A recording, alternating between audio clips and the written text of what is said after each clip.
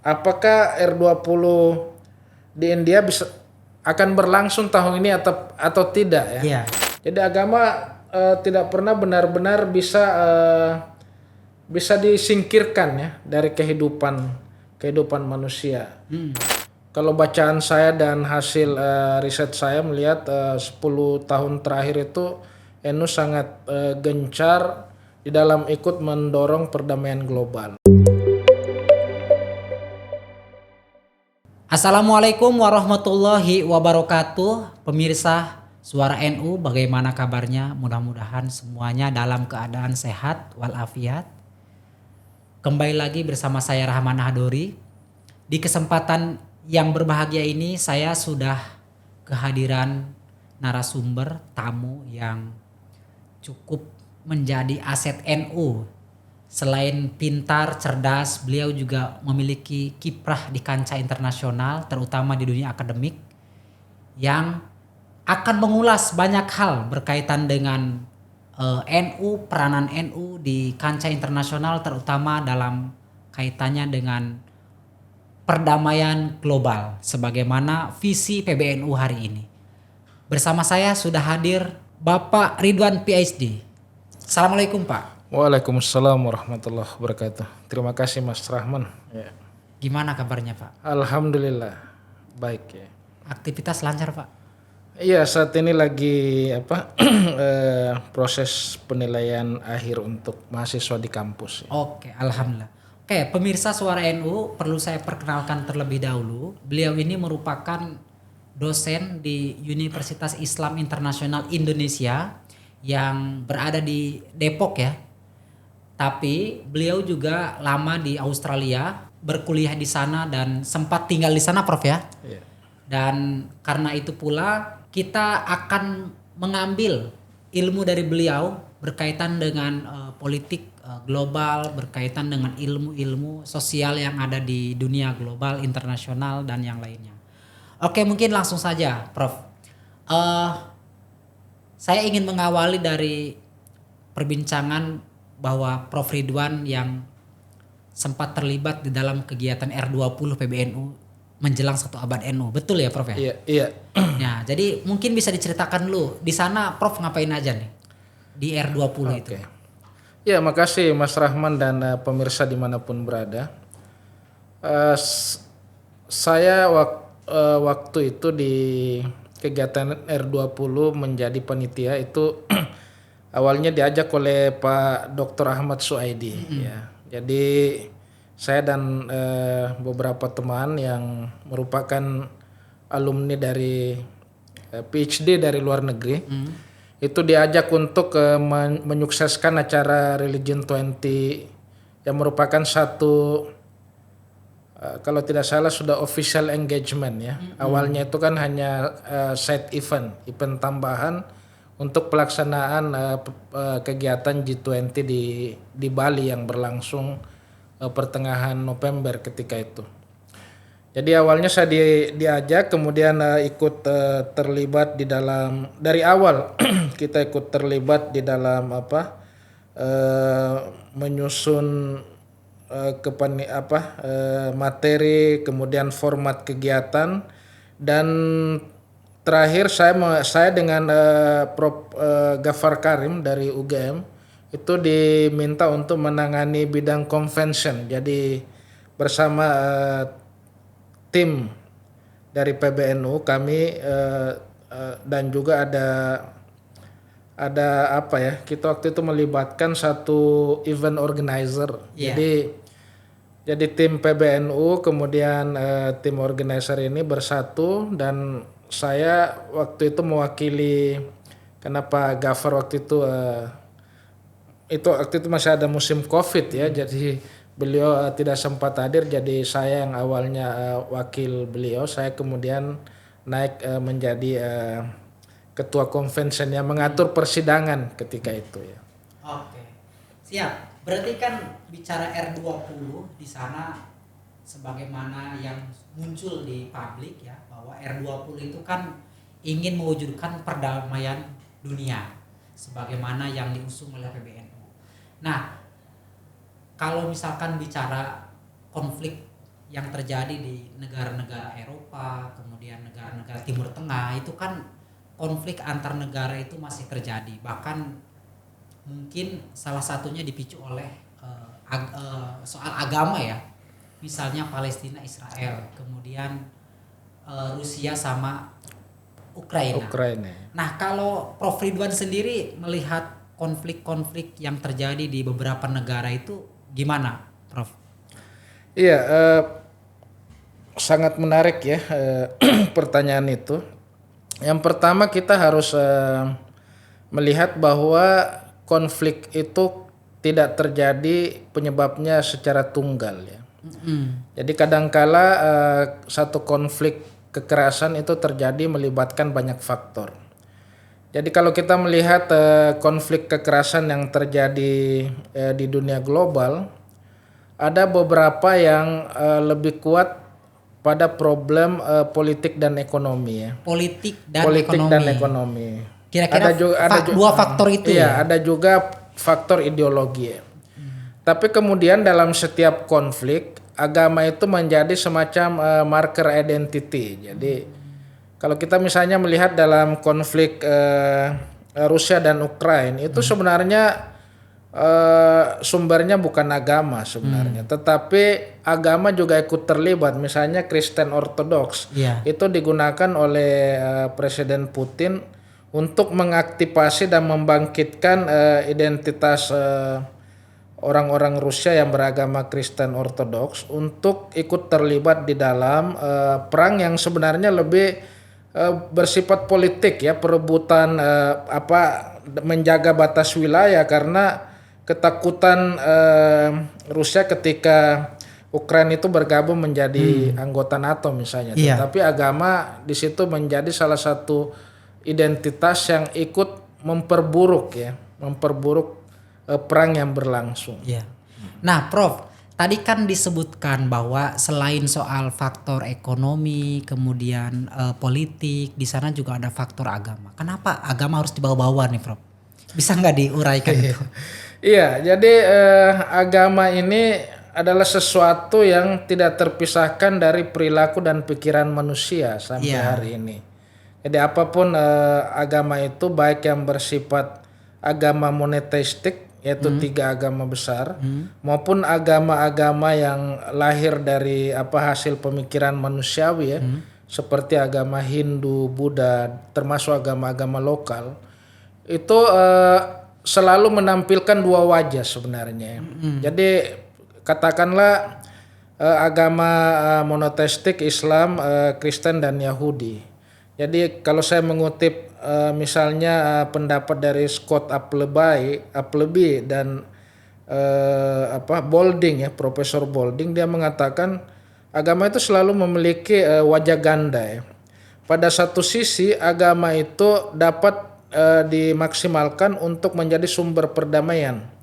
Tetapi kita juga tidak bisa menafikan bahwa di dalam kitab suci ada beberapa doktrin atau ayat, katakanlah seperti itu juga bisa ditafsirkan sehingga menjadi sesuatu yang bisa menginspirasi atau menimbulkan peperangan. Misalnya dalam Islam ayat-ayat jihad jika ditafsirkan secara ekstrim itu dia selalu berarti perang, termasuk di dalam ajaran agama Kristen seperti itu ya, ada crusade dan sebagainya.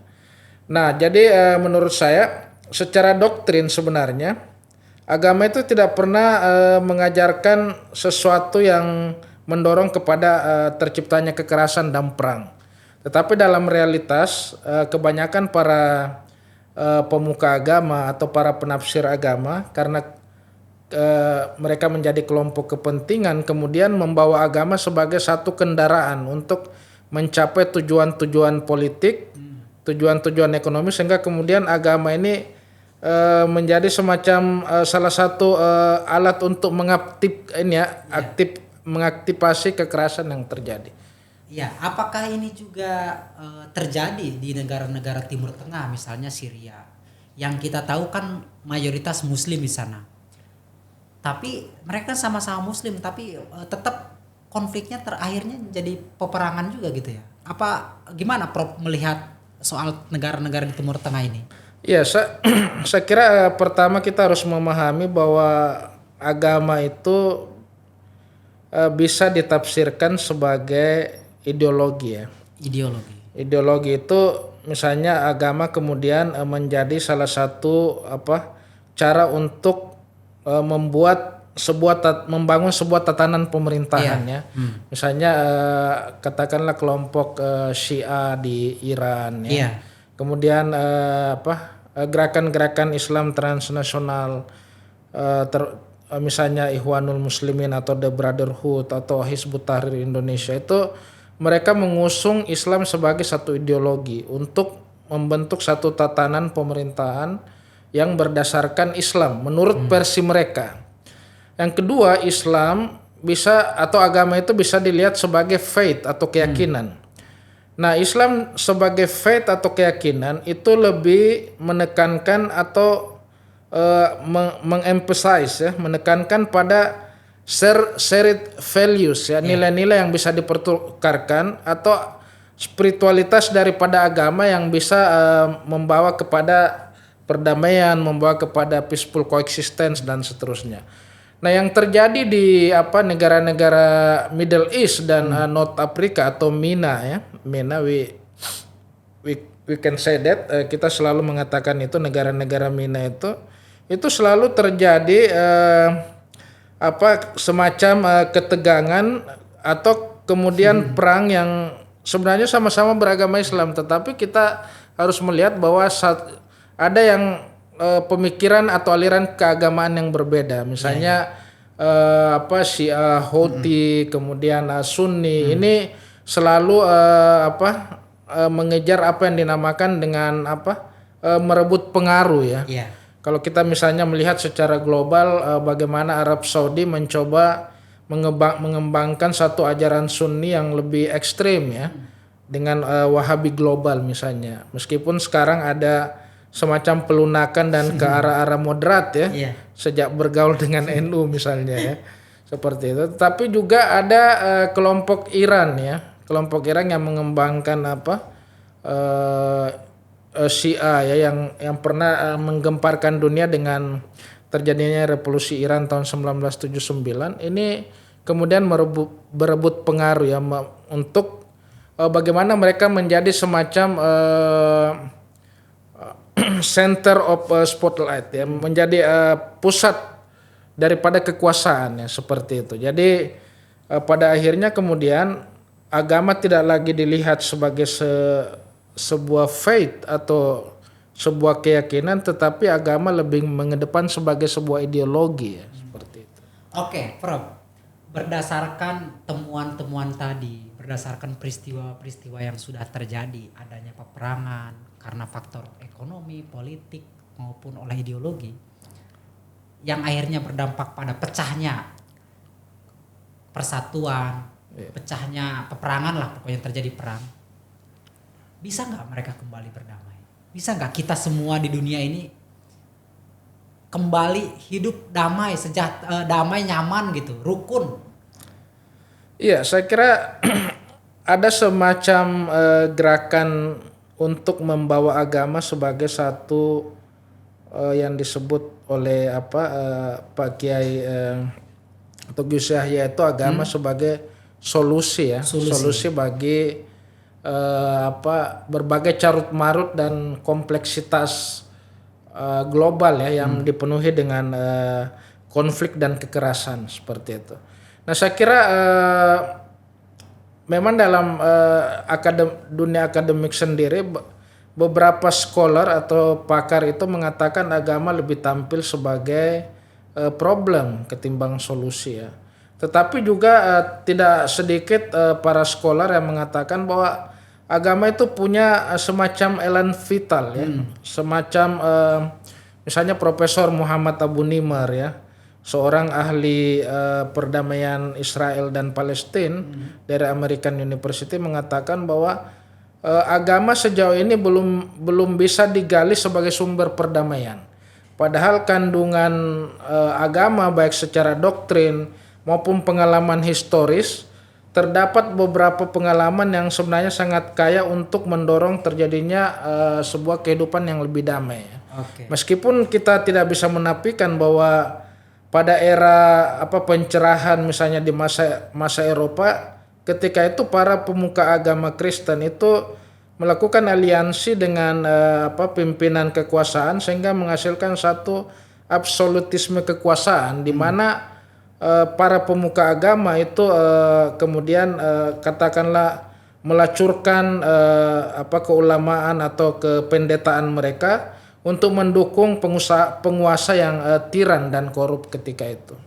Tetapi ada dalam sepanjang sejarah misalnya dalam Islam ketika Fathu Makkah itu kan ada satu contoh ketika Rasul itu tidak melakukan pertumpahan darah ketika kemudian dia menaklukkan Makkah misalnya. Itu ada episode-episode dalam sejarah Islam maupun sejarah di Kristen yang selalu memberikan sebuah contoh-contoh atau success story untuk kita bisa hidup damai di dalam satu kehidupan yang plural ya. Seperti itu. Tadi Prof Ridwan nyinggung soal inisiatif Gus Yahya berkaitan dengan R20 tadi ya. Bagaimana kemudian agama menjadi solusi. Nah, saya ingin coba masuk ke pertanyaan yang mungkin bisa dijawab dengan cermat. Apa yang bisa dilakukan oleh NU berkaitan dengan konflik-konflik yang terjadi di negara-negara di tingkat global? Iya, saya kira pertama kita harus melihat bahwa Nahdlatul Ulama ini adalah salah satu organisasi massa Islam yang terbesar tidak hanya di Indonesia tetapi menurut saya di dunia dengan jumlah pengikut yang angkanya itu sangat luar biasa ya. Ada yang mengatakan 115 juta, ada yang mengatakan 70, ada yang menyatakan lebih dari 60 jutaan dan seterusnya ya. Sepanjang kelahirannya menurut saya pertama NU ini lahir sebagai respon terhadap gerakan waktu itu satu yang terjadi di Arab Saudi ketika itu. Komite Hijaz. Iya. Ketika itu NU merespon terhadap gerakan transnasional yang terjadi ketika Wahabi itu menguasai Arab Saudi ya, seperti itu. Itu yang ingin saya katakan tadi. Kemudian sepanjang perjalanan sampai ini kita lihat dari tilikan historis sepanjang berdirinya sejak 1926 di Surabaya. Kemudian mereka ikut di dalam membangun nasionalisme keindonesiaan sehingga turut membantu Indonesia mencapai kemerdekaan tahun 1945. Kemudian sejak tahun 1945 sampai 1998 NU juga terlibat kadangkala berada di dalam kekuasaan, kadangkala juga berada di luar dengan political pragmatismenya ya, political flexibility-nya, ikut berjuang membantu pembangunan ya, proses pembangunan yang terjadi di masa kemerdekaan. Nah, saya kira NU ini terlibat di dalam arena perdamaian ini baru satu dasawarsa terakhir ya. Atau ada yang mengatakan lebih ada 2 dekade ya, tapi saya melihat kalau bacaan saya dan hasil riset saya melihat 10 tahun terakhir itu NU sangat gencar di dalam ikut mendorong perdamaian global. Misalnya ikut serta dengan berbagai ormas yang lain ya, melakukan misalnya kegiatan-kegiatan perdamaian, dan itu sudah terlihat dengan sangat nyata misalnya pada masa kepemimpinan Pak Kiai Haji Hasyim Muzadi ya. Kiai Hasyim Muzadi. Kemudian dilanjutkan oleh Kiai Haji Said Agil Siraj.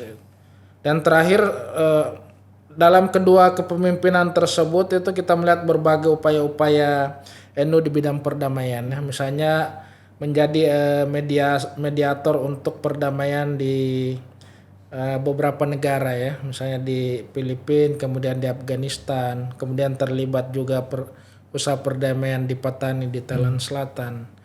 Kemudian terlibat dalam membangun diskursus kebangsaan ya, misalnya yang sering kita tahu bagaimana kita harus mengembangkan bahwa non muslim itu sebenarnya bukan kafir ya, karena kita kan bukan satu negara yang berdasarkan Islam ya, tapi satu negara kebangsaan.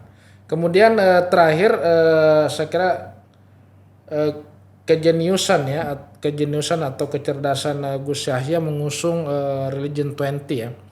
Religion 20 ini menurut saya dalam bacaan saya karena kami sedang menulis satu book chapter juga dengan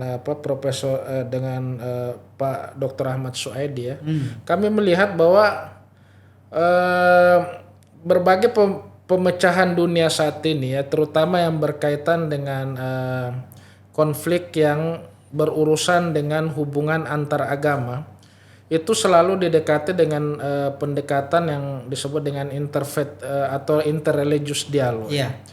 Nah, interreligious dialog yang berkembang selama ini, menurut Gus Yahya itu tidak terlalu melibatkan pemimpin agama sebagai satu center di dalam mewujudkan perdamaian. Nah, karena itu Religion 20 ini berbeda dengan forum-forum dialog antaragama yang sejenis, itu kemudian membawa para pemimpin agama menjadi center ya, menjadi center dan menjadi pusat dari arus perubahan ya, arus peradaban ya. Selama ini kan menurut Gus Yahya ini agama tidak lagi menjadi arus dari perubahan seperti itu. Jadi beda dengan misalnya saya katakan misalnya interfaith forum dari G20 yang sudah cukup lama bergerak, itu menurut saya pendekatannya lebih kepada pendekatan politis ya. Artinya bagaimana dialog antar agama itu mengubah secara politik terhadap kasus-kasus yang sifatnya lebih aktual ya. Nah, Religion 20 ini secara orientasi itu lebih bergerak kepada pembangunan perdamaian ya. Dengan orientasi pembangunan perdamaian, artinya Religion 20 ini melibatkan para pemuka agama yang memiliki jutaan pengikut. Kemudian mereka melakukan sebuah pertobatan ya, sebuah pengakuan bahwa memang sepanjang sejarah ini agama pernah melakukan kesalahan di masa lalu. Tetapi kemudian kita pernah melakukan kesalahan, kita mengakui itu. Tetapi kemudian mereka bersatu, berupaya membangkitkan kembali agama yang pernah disingkirkan terutama pada masa pencerahan ya. Setelah masa pencerahan selesai, timbul dunia sekuler. Kemudian agama benar-benar dimarginalkan ya, tidak hanya di kalangan akademisi, banyak yang melihat agama tempatnya lebih pas di ruang privat. Tetapi dengan Religion 20 ini Gus Yahya menurut saya berhasil membawa para pemuka agama untuk terlibat di dalam berbagai persoalan-persoalan kemanusiaan global. Ini yang menurut saya perlu sangat diapresiasi dan menurut Pak Ahmad Suaidi itu satu kegiatan yang sangat membuat dunia terkejut ya. Seperti itu, hampir 400-an pemimpin ulama, pemimpin agama, ulama, pendeta, bahkan ada agamawan dari Shinto, Yahudi dan sebagainya. Bahkan pihak dari salah satu milisi agama Hindu ya, RSS, yang punya pengaruh besar di dalam partai yang berkuasa saat ini di India juga terlibat ya. Dan mereka hadir dan menyepakati sebuah komunike bersama bahwa bagaimana membawa nilai-nilai agama ini, share values daripada agama ini bisa dikembangkan untuk mendorong perdamaian global. Ini menurut saya sangat luar biasa ya. Oke, kalau misalkan Gus Yahya dengan PBNU berniat untuk mewujudkan perdamaian global dengan menyelenggarakan R20 misalnya, tadi yang diceritakan oleh Prof. Ridwan, kira-kira tantangan apa yang akan dihadapi yang kemudian harus segera untuk ya harus segera untuk dihadapi agar kemudian tantangan itu bisa terwujud gitu, bisa perdamaian global tuh benar-benar terwujud gitu. Kira-kira apa tantangan lika-likunya yang mungkin bisa? Iya, saya kira ada beberapa, saya mulai dari beberapa kritik yang ditampilkan dengan pelaksanaan R20 ini ya. Saya kira ada beberapa tulisan yang saya cermati, misalnya dari salah satu yang cukup keras ya, yang misalnya Pak Dr. Syafiq Hasyim, kolega saya di UIII, itu mengkritik bahwa R20 ini adalah satu gerakan yang sangat eksklusif milik NU ya. Padahal menurut saya sebenarnya upaya R20 ini sudah mengundang ya. Kalau jawaban saya menurut saya tidak eksklusif, karena saya ingat ketika kita menghadiri satu pertemuan di hotel, saya lupa namanya, di hotel di Jakarta. Ketika itu Gus Yahya memperkenalkan inisiatif ini kepada hampir seluruh ormas keagamaan yang ada ya, yang ada termasuk Muhammadiyah, salah satu ormas yang menurut saya juga sangat moderat ya, sering bergandengan tangan dengan NU. Bahkan Muhammadiyah ikut menjadi peserta juga ya, bukan hanya peserta dari beberapa aktivisnya, tetapi juga menjadi pembicara di forum R20. Jadi anggapan bahwa eksklusif menurut saya mungkin bisa kita pertimbangkan ulang, tetapi juga itu diterima dengan lapang dada bahwa bagaimana NU ini bisa menggandeng berbagai organisasi massa lainnya untuk bisa melihat bahwa R20 ini bukan hanya milik NU, meskipun diinisiasi oleh NU. Itu yang pertama. Kemudian yang kedua, gerakan-gerakan yang bersifat istilahnya forum seperti ini, yang menjadi persoalan itu adalah aspek continuity-nya ya, keberlanjutan. Nah, saya kira ini salah satu tantangan juga dari PBNU ya, PBNU ke depan, karena kalau kita lihat ya, mohon maaf misalnya di Muhammadiyah itu ada satu program namanya World Peace Forum kalau nggak salah, yang sudah sampai ke World Peace Forum ke-8 ya, yang terakhir di Solo itu. Saya juga ada menulis tentang itu di satu media ya.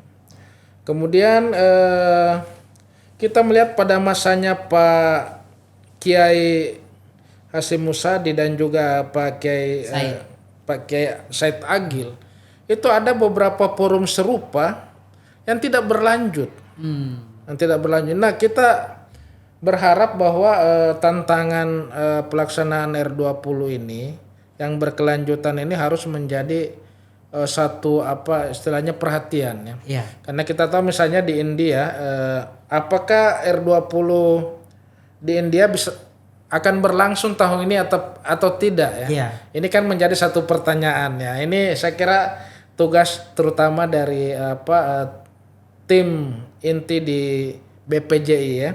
BPJI yang membidangi ini, saya mendapatkan semacam bocoran bahwa ada kemungkinan ini tidak akan dilaksanakan oleh pemerintah India ya, karena dekat dengan pemilu ya. Tetapi ada kemungkinan dia dilaksanakan oleh ormas misalnya yang menginginkan bahwa moderatisme keberagamaan itu berlanjut. Tapi ini kan kita masih perlu melihat ya, seperti itu ya. Saya kira itu dua hal yang mungkin harus menjadi perhatian. Pertama, bagaimana R20 itu bukan, atau kegiatan-kegiatan misalnya pikir peradaban R20, atau ada nanti yang akan dilaksanakan awal Agustus tentang dialog antar agama dan antar budaya untuk ASEAN, itu jangan sampai dilihat sebagai satu kegiatan yang eksklusif Muhammadiyah. Ini harus bisa dibuat lebih melebar dan menjadi satu gerakan yang didukung oleh semua kalangan agamawan di Indonesia. Iya. Itu yang pertama. Yang kemudian tantangan kedua, saya ulangi sekali lagi, adalah tentang keberlanjutan ya program-program sejenis.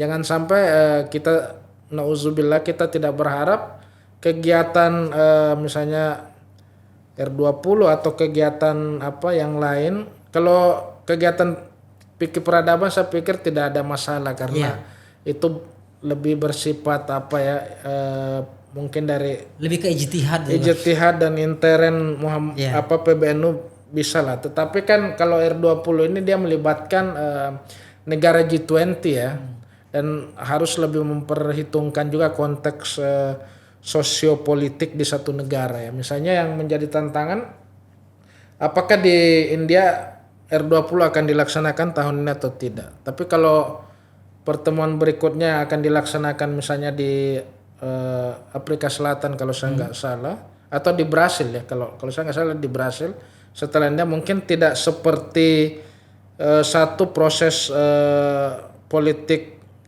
yang rumit ya seperti di India ya. Ya. Prof, tadi kita banyak sekali bahas kegiatan R20 yang pada akhirnya kan yang kita obrolkan juga lebih kepada goal dari R20 yang mana PBNU Indonesia ingin mendorong agama sebagai solusi atas persoalan yang ada. Yang mau saya tanyakan selanjutnya yaitu berkaitan dengan respon dari tokoh-tokoh agama yang hadir. Sebenarnya dari tokoh-tokoh agama yang hadir di Bali waktu itu merespon setiap konflik agama yang terjadi di beberapa negara itu bagaimana? Bisa nggak diceritakan sedikit aja? Iya, saya kira respon dari para pemuka agama ya sangat artinya positif, dalam arti mereka ingin membuat agama ini ikut berperan dalam penyelesaian konflik ya, seperti itu. Nah misalnya dari Ramadab ya, dari RSS sayap milisi India, Hindu India yang sangat ekstrim, itu juga mengakui dengan sangat baik ya di pidatonya bahwa forum seperti ini memang sangat dibutuhkan ya, sangat dibutuhkan untuk membuat dunia ini lebih aman, lebih damai. Kemudian dari perwakilan dari Paus juga menyampaikan bahwa R20 ini adalah satu sarana untuk membawa para agamawan untuk kembali melihat pada esensi agama ya, seperti itu. Kemudian ada pembicara dari Amerika yang kalau tidak salah namanya Jacqueline ya, salah seorang profesor, dia juga melihat bahwa forum seperti ini memang benar-benar penting ya, benar-benar penting agar bisa membuat dunia lebih adil ya, lebih damai ketimbang agama dibawa atau ditafsirkan sesuai dengan atau melayani kepentingan penguasa yang kadang-kadang menjadikan agama sebagai alat untuk atau kendaraan untuk memperjuangkan kepentingan politik ekonomi yang sempit ya. Apakah termasuk mereka sepakat berkaitan dengan agama sebagai solusi yang ditawarkan PBNU? Saya kira semua sangat ini ya, kurang lebih ada 150-an pimpinan agama ya yang berasal dari dunia internasional. Kalau saya baca paper-papernya dan saya mengikuti presentasi mereka memang ada semacam satu hati ya, satu kata yang terwujud di dalam komunikasi bersama itu, bagaimana agama ikut berperan dalam penyelesaian persoalan-persoalan global ya. Saya kira itu ada, dan mereka berharap bahwa ini menjadi semacam satu gerakan ya, gerakan global ya, bukan hanya di tingkat masing-masing para pemimpin agama dengan umatnya, dan itu juga adalah satu tujuan ketika mereka kembali ke negaranya bisa mempersuasi umatnya dan juga negara tersebut. Tetapi mereka lebih menginginkan juga bahwa agama sebagai solusi global ini harus selalu digemakan ya, selalu didesiminasi agar memang sebagai orang yang beragama kemudian bisa melihat agama itu lebih kepada nilai-nilai spiritual yang bisa menyatukan manusia, bukan agama lebih sebagai satu ideologi untuk membangun sebuah tatanan pemerintahan yang berbeda ya, sehingga akhirnya menimbulkan perang ya. Seperti gerakan ISIS misalnya yang ingin membuat pemerintahan khilafah di negara-negara muslim ya, itu kan menimbulkan perang dan akhirnya 2 tahun terakhir kan ISIS akhirnya juga melemah ya dan hancur ya dengan sendirinya. Ya. Kalau tadi kan Prof Ridwan bilang era Kiai Hasyim Muzadi, kemudian era Kiai Said itu kan juga melakukan forum yang sama. Nah, Gus Yahya sekarang sudah mulai untuk menginisiasi dengan melaksanakan kegiatan R20 yang ternyata ini luar biasa megah. Selain megah pelaksanaannya juga dihadiri oleh tokoh-tokoh penting di berbagai negara. Nah, berarti kan ini cukup lumayan strategis ya dalam rangka mendorong Indonesia menjadi role model. Kira-kira kan gitu. Role model. Sepakat nggak kalau dalam hal keberagaman, kemudian kebinekaan Indonesia itu jadi role model, Prof? Iya, saya kira sangat tepat ya. Karena di dalam sambutan Gus Yahya sendiri dia mengatakan selamat datang di apa istilahnya di tanah Hindu ya. Kurang lebih seperti itu ya. Dan kita misalnya satu contoh lain bagaimana para peserta R20 ini kemudian ketika mereka berkunjung ke Yogyakarta ya. Ke Yogyakarta dan salah satu kegiatan ketika itu yang saya baca adalah mereka diajak untuk melihat Candi Kimpulan ya. Candi Kimpulan ya. Itu yang berada tepat di tengah-tengah daripada kampus Universitas Islam Indonesia.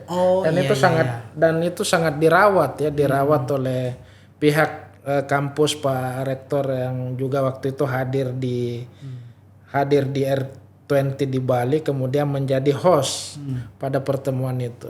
Itu satu kegiatan yang menurut saya membuktikan bahwa ada pengalaman kebudayaan ya, bahwa umat beragama di Indonesia itu bisa hidup damai ya. Bisa hidup damai dan legasi daripada Hindu Buddha juga Hindu Buddha itu sangat dirawat di Indonesia. Kita punya Candi Borobudur, Candi Prambanan, ada Candi Kimpulan yang dirawat dan ada di tengah-tengah kampus UI 2 di Yogyakarta. Dan inilah yang salah satu menjadi tema dari buku R20 tentang moderatisme ya. Moderatisme. Jadi agama atau pengalaman keagamaan di Indonesia itu masyarakatnya itu kebanyakan menjunjung tinggi apa yang dinamakan dengan keberagamaan yang moderat ya. Artinya agama yang ditampilkan lebih dengan wajah yang penuh senyuman, tidak beringas dan sebagainya. Oke, Prof. Kalau tadi kan kita membicarakan soal lebih kepada hasil penelitian, temuan Prof selama menjadi seorang akademisi berkaitan dengan isu-isu keagamaan. Saya pengen bertanya ke pengalaman Prof. Kita tahu lah kalau akademisi itu kan paling tidak selalu dilibatkan di forum-forum internasional. Dan Prof juga kan sudah punya pengalaman tinggal di negara luar. Di sana peran tokoh agama itu cukup didengar atau maksudnya mereka tuh taat gak dengan seorang tokoh agama? Kalau di Indonesia kan ketika kiai ngomong, apalagi NU nih, ketika kiai ngomong jangan gitu, semuanya diam gitu. Kalau di luar-luar itu gimana, Prof?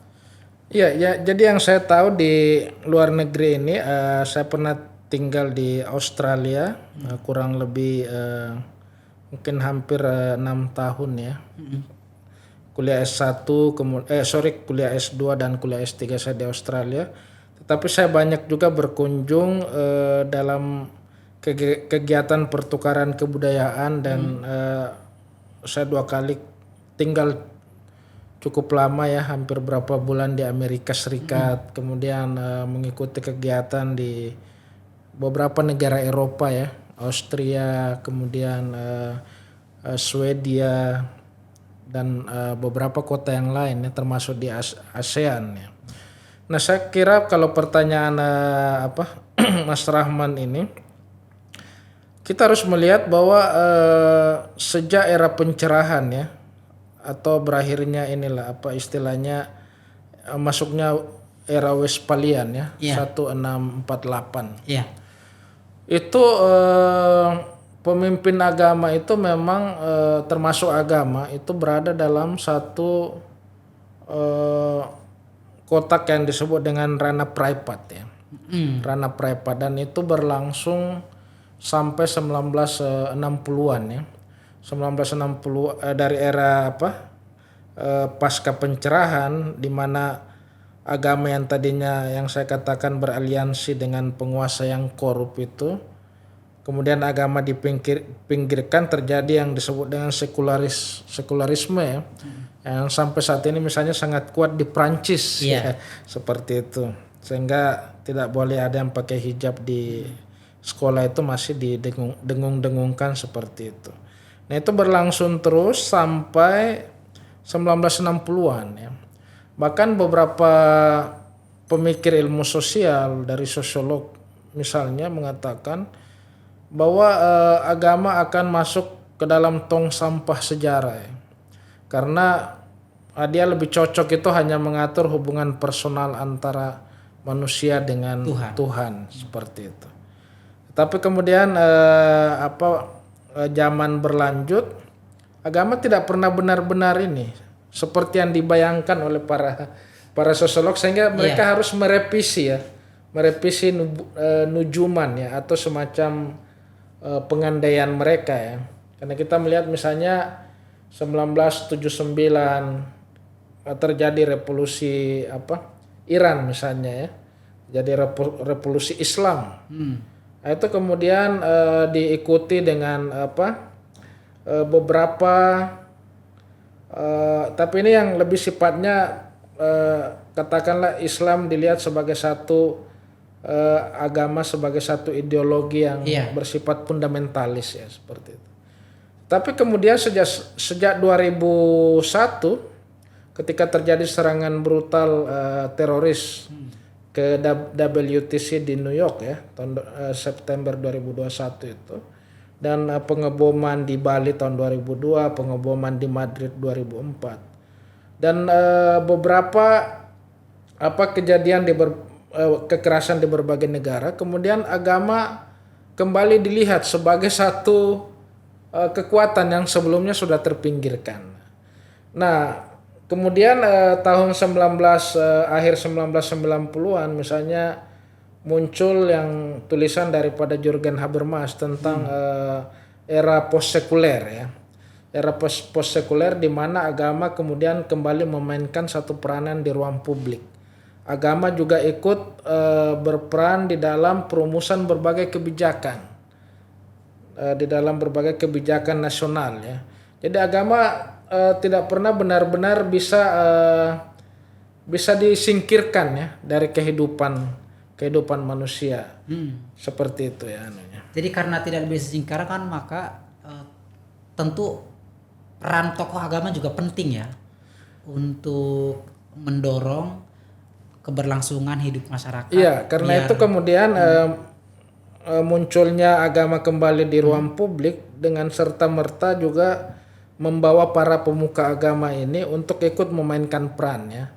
Misalnya di Bosnia dan Herzegovina itu ada buku yang menulis tentang peran para tokoh agama sebagai peace builder. Nah, misalnya dalam konflik komunal, konflik etnis keagamaan di Indonesia itu juga tokoh agama sangat berperan ya. Misalnya di Ambon, kemudian di Papua, itu tokoh agama sangat didengar. Beda dengan di luar negeri, ini tokoh agama itu tidak berperan karena memang masih pengaruh sekularisme yang kuat ya. Oke. Tetapi mereka juga ikut mempengaruhi, misalnya dalam kasus Presiden George W. Bush ya, sangat dipengaruhi oleh pemikiran-pemikiran Kristen ketika menjabat sebagai presiden. Ya seperti itu. Oke, Prof Ridwan, banyak sekali yang sudah kita perbincangkan. Ternyata sebegitu luasnya ruang lingkup NU ya berkaitan dengan misinya untuk mewujudkan perdamaian dunia. Kalau tadi Prof Ridwan sempat singgung di awal bahwa tahun 1926 menjelang berdirinya NU itu kan NU ikut mengirimkan pasukan yang disebut dengan Komite Hijaz untuk merespon yang terjadi di Makkah. Di Makkah Ya. Ketika itu Wahabi menguasai dan sempat ingin menghancurkan makam Rasulullah kan. Nah, artinya tadi Prof Ridwan sempat menyinggung bahwa waktu itu saja bisa ya, apalagi di era sekarang yang lebih modern. Paling tidak kan itu kata kuncinya ya. Nah, Prof Ridwan, tapi saya ingin lebih jauh mengajak Prof Ridwan bicara soal peran PBNU, peran NU di kancah global. Sebenarnya tantangan yang disampaikan Prof Ridwan tadi cukup relevan ya. Kita ini kadang-kadang semangat di awal, tapi keberlanjutannya tuh nggak ada. Nah, yang mau saya tanyakan ulang ke Prof Ridwan ini, saat ini PBNU di eranya Gus Yahya kan terus mengupayakan agar perdamaian global itu terjadi. Gus Yahya juga kan orang diplomat yang memang sangat cukup sering ya berdialog.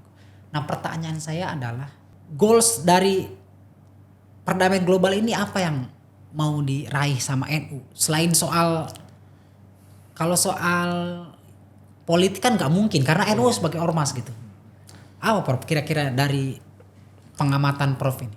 Iya, saya kira gerakan yang dilakukan oleh PBNU dan juga tidak menafikan gerakan-gerakan ormas Islam yang lain ya, baik ormas keagamaan yang lain itu dilihat sebagai satu diplomasi publik ya. Jadi sebenarnya yang bertanggung jawab terhadap perwujudan dunia yang menjaga stabilitas itu kan negara sebenarnya. Betul.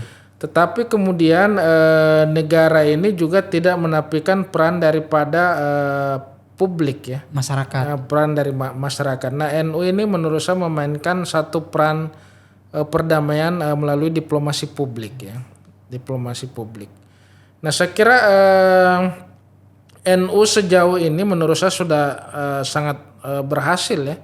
Sudah sangat berhasil memainkan peran itu dengan adanya R20, adanya Muktamar Fikih Peradaban, kemudian adanya rencana dialog antar agama, antar budaya tingkat ASEAN.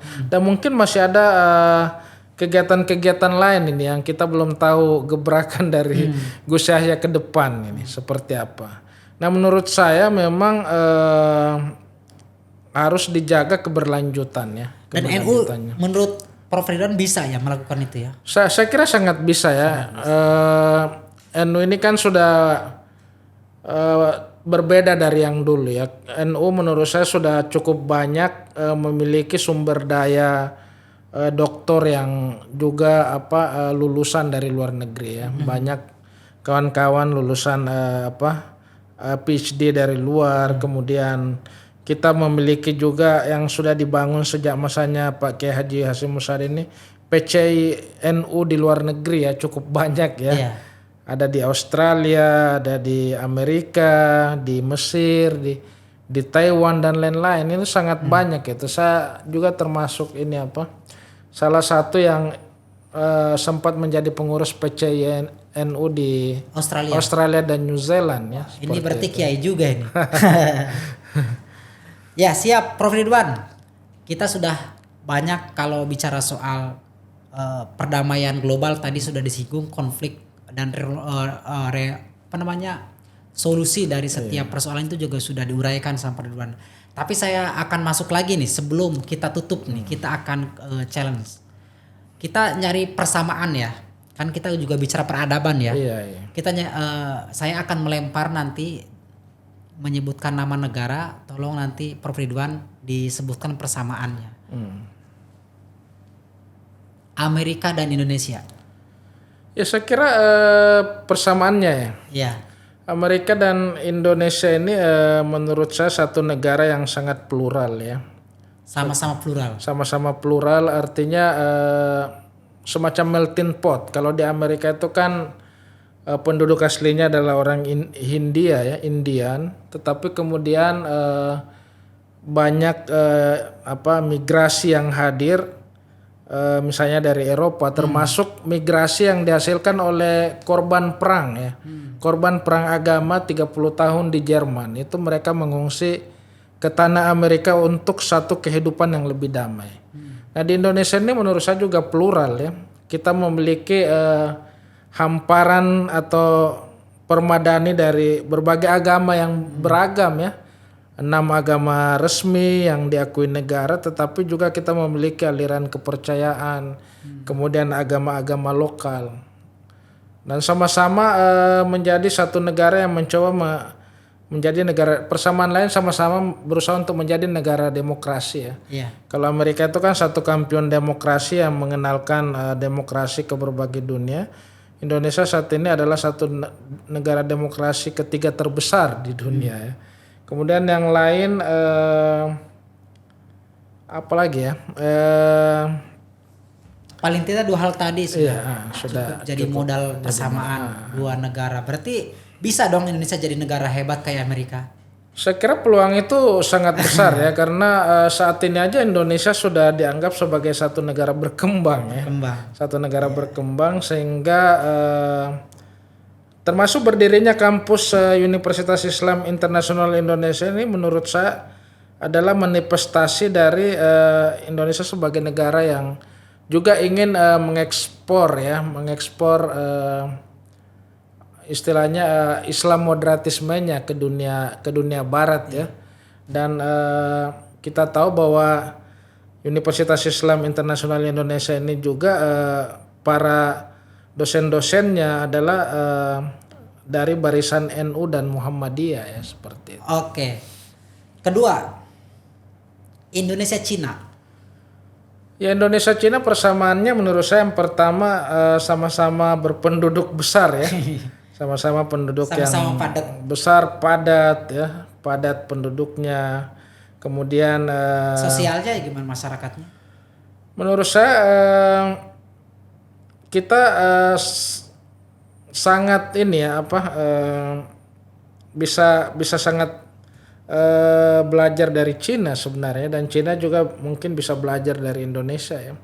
Maksud saya tidak hanya di dalam satu hadis misalnya tuntutlah ilmu sampai ke negeri Cina ya, tetapi menurut saya sampai saat ini juga sebagai negara yang sama-sama besar, Indonesia ini menjadi satu konsumen ya, konsumen dari berbagai produk yang dikeluarkan oleh Cina seperti itu. Kemudian Cina juga saya pikir misalnya sama-sama pernah punya kita belajar dari Cina tentang gerakan kiri ya. Gerakan kiri itu kan pernah ya. Pernah seperti itu. Indonesia pernah memiliki misalnya Partai Komunis ya. Partai Komunis Indonesia yang juga secara tidak langsung berkiblat dari Cina ya. Dan sampai saat ini juga negara Cina ini kan masih dikuasai oleh negara ini ya, dengan ide-ide komunis. Yeah. Komunisme seperti Oke, terakhir nih Prof Ridwan, Indonesia India. Indonesia India ya, ya hampir sama dengan negara Cina. Saya pikir yang pertama kita penduduknya sama-sama besar, India juga satu negara yang besar. Kemudian kita mewarisi beberapa hal dari India ya, karena Islam masuk di Indonesia ini kan dari India, Gujarat, ya. dari Gujarat ya, bukan dari Arab Saudi seperti satu teori yang mengatakan seperti itu. Kemudian kita juga masih memiliki persamaan. Negara India melakukan ini agak sedikit ini tapi menjadi pembelajaran ya, melakukan semacam persekusi terhadap minoritas Muslim di India. Nah kita di Indonesia juga dalam tanda kutip masih ada persekusi terhadap minoritas Syiah misalnya, sesama Islam,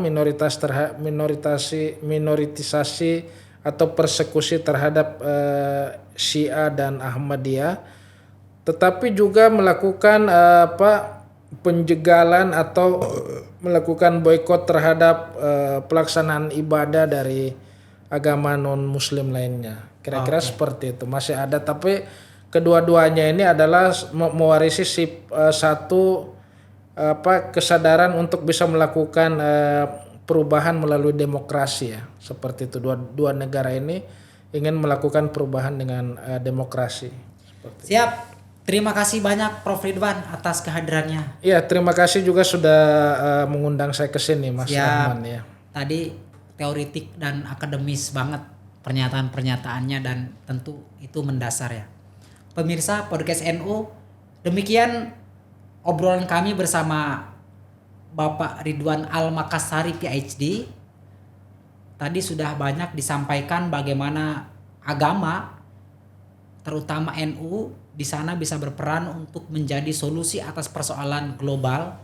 Agama menjadi sebuah ajaran untuk membawa umat manusia menjadi moderat, menjadi rukun, kemudian menjaga perdamaian di atas segalanya. Kita akan berjumpa di sesi yang lain. Kami mohon undur diri. Wassalamualaikum warahmatullahi wabarakatuh.